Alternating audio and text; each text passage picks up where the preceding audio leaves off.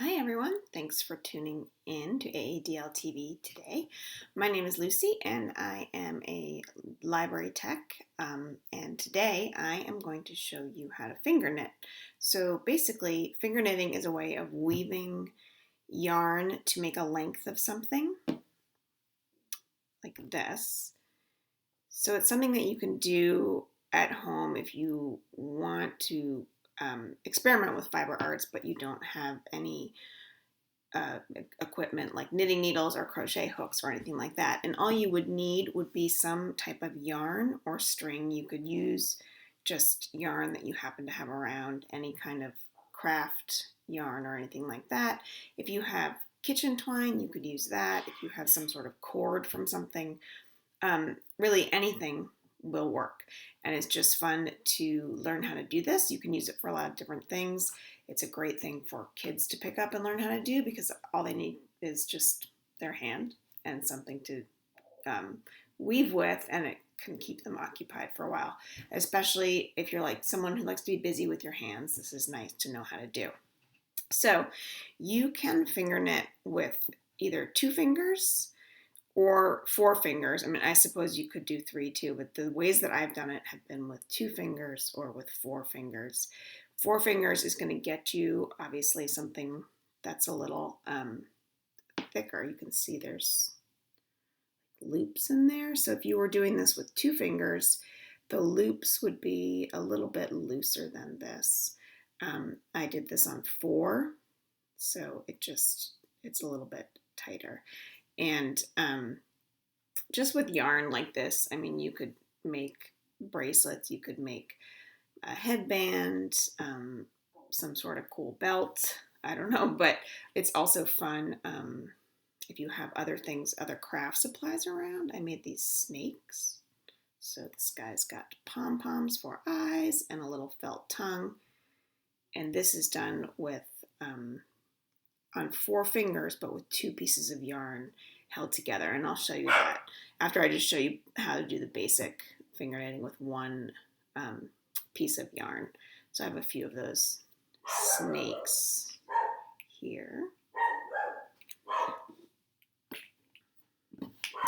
Okay, so to get started, you are going to use your hand, hold up your hand, and then your yarn. And I get started by have the part of the yarn that's attached to the ball, the working yarn, goes around the back of my hand, and I'm just holding this little piece here along the front. So I'm going to take my working yarn and I'm going to go back behind that finger and then in front of the middle finger, behind my ring finger, in front of my pinky, and all the way around my pinky. So that's the first thing that I did. And I'm going to continue. So where I went behind before, now I'm going to go in front. So I'm going to go in front, my pointer, behind my ring finger. Oh, that's my pointer. I'm getting my fingers wrong, but perhaps you get the point. Behind this finger again now. So I'm going in front and I'm going to wrap it around one more time. So now I have one set of complete loops across my hand. To start, I'm going to need 2 loops. So your setup row is going to have you go one more time through that whole thing. So in front, and then behind, in front, then behind and around. So you can see I'm starting there. I have 2 loops on my pinky, front, behind, in front, and then I'll need to wrap it one more time around this finger, and I can just rest it like that. So by doing that, what I did is I created a set of 2 loops on each finger. And now, to get started with the actual knitting process, what we're going to do is we're going to take the bottom loop and lift it up over the top of the loop to the other side. You can start over here, or you can start over here.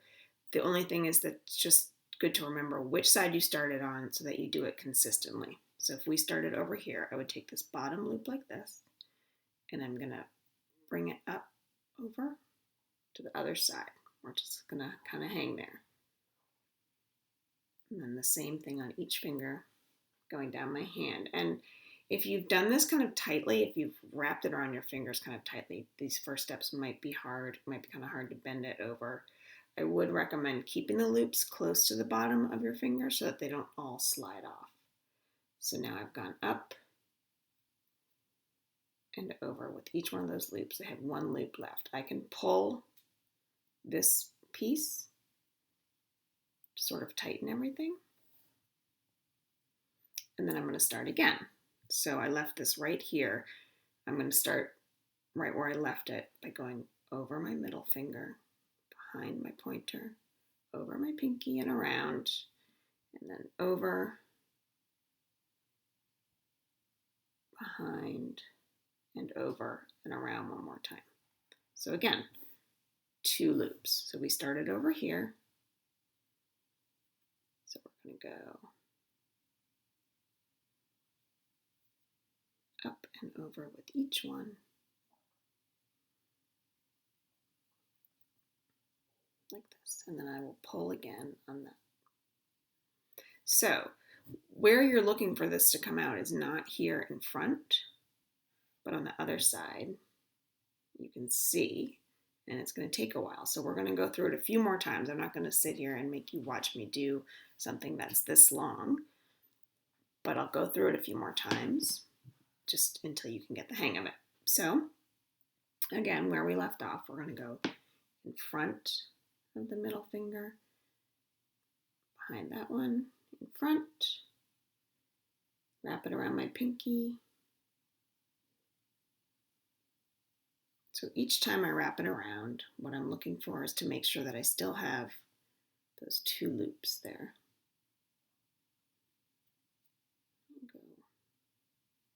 Go up and over each one.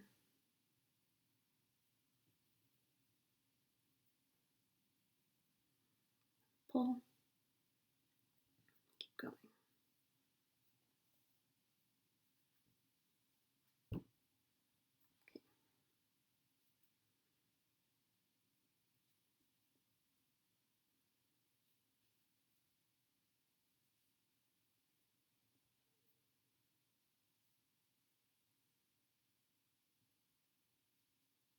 And it does take a while before it starts to look like anything.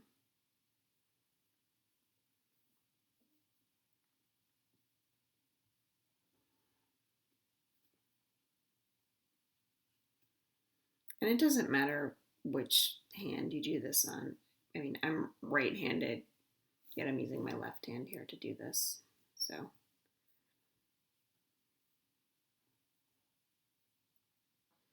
keep going. I just want to do enough of it so that you can see when it really starts to turn into something.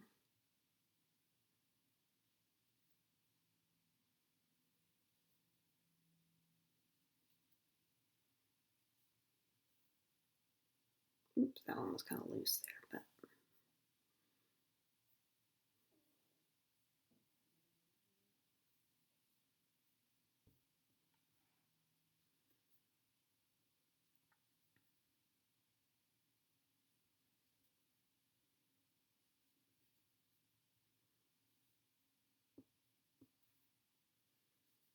so you can see that it's starting to look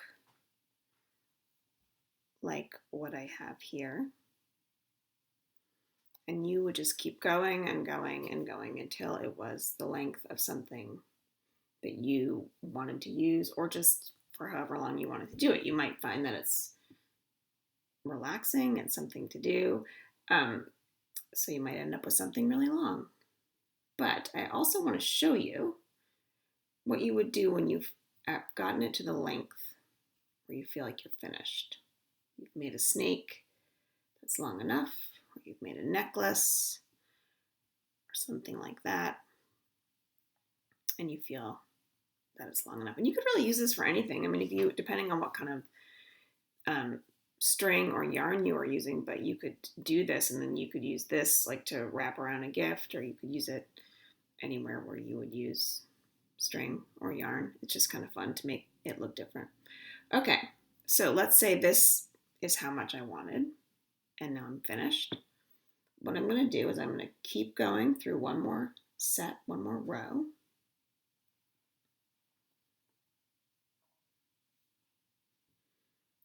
Like that.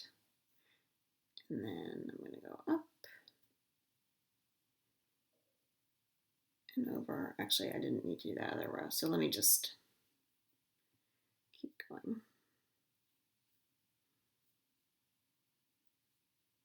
Okay, now what I would do, now I'm ready to be done. So I'm going to take this one where I started over here on this side. I'm going to pick it up and I'm going to put it on the next finger over.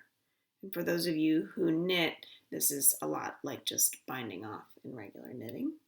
So then I'm going to take the bottom loop on this finger and pull it up and over. So now I just have 3 loops left. So I'll do the same thing. I'll take the loop that's on this finger, move it over to the next finger, and I'm always kind of pulling this tight in the back. And then go up and over. So now I just have the 2. So one more time, I'm going to go over there like that, and then it's all kind of loose back there, but pick up this bottom one and go over. So now I just have 1 loop left on my finger and this piece back here. So at that point I can slip this off, and I'm just holding the loop so nothing happens to it. Cut this off.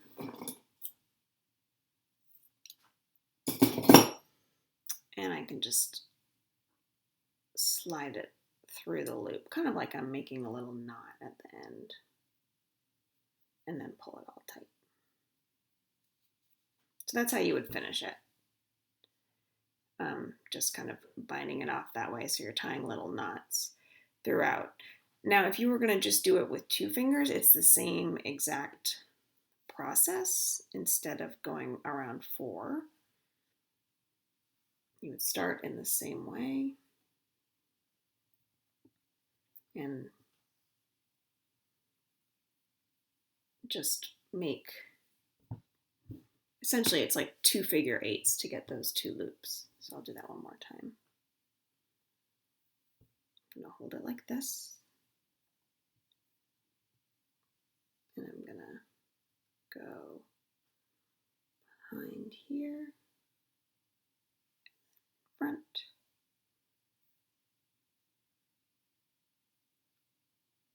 so wrapping it around the 2 fingers. And this might be easier if you're starting out to just sort of get a sense of how you're going behind and in front and behind and in front. And then I'm going to start over here, take this bottom one,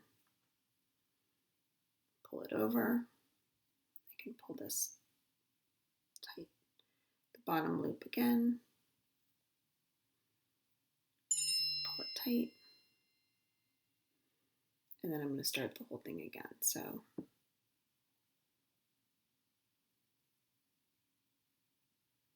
two loops. I'm going to let this hang in the middle.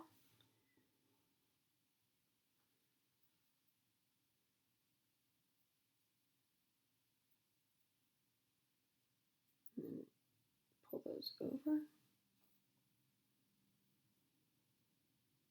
So you can already see from the beginning that that's going to be a little bit looser, and if that's the look you want, or depending on what kind of string you're using, that could be a look that you wanted to.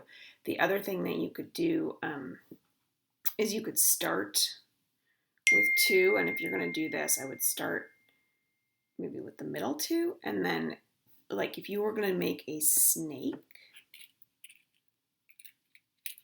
and you wanted to make the head a little bit bigger than the rest of the body, you could do 2 for the body, and then when you get, so you've got the 2 wrapped around here, when you get to the part where you're going to do the head, you could add an extra on either side just for that little bit to make it a little bit bigger. Although you can also just decide that you're going to make a head by tying an extra piece of yarn around here and kind of pulling this out and making it a little bit fatter than the rest. So the reason that these snakes look a little thicker than what I just showed you is that I used 2 pieces of yarn. So here I have 2 different colors that I think would be good for a snake. So I'm going to do the same thing that I just showed you, but I'm going to hold 2 pieces together as if they're just one piece. So that would be starting like this with the 2. Then I'll come around like that.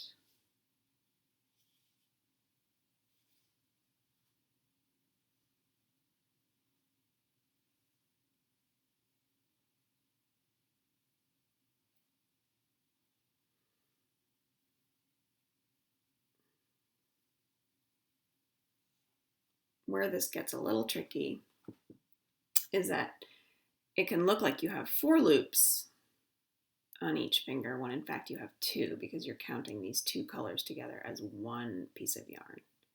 So then I would pull them over. And this is going to be harder if you've done it more tightly. It's just more yarn, more to work with. But the result can be something that looks pretty interesting. And I've done this program a couple times at the library, specifically making the snakes.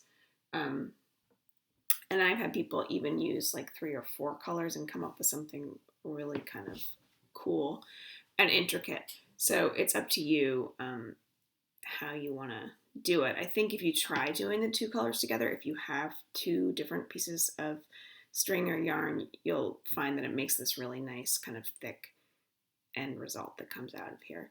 The other way that I've done this as a program at the library is with t-shirt yarn, which is something that you can buy, but there's also a way to make it out of old t-shirts, and that's probably a tutorial you could find somewhere, not one that I have prepared to show you today.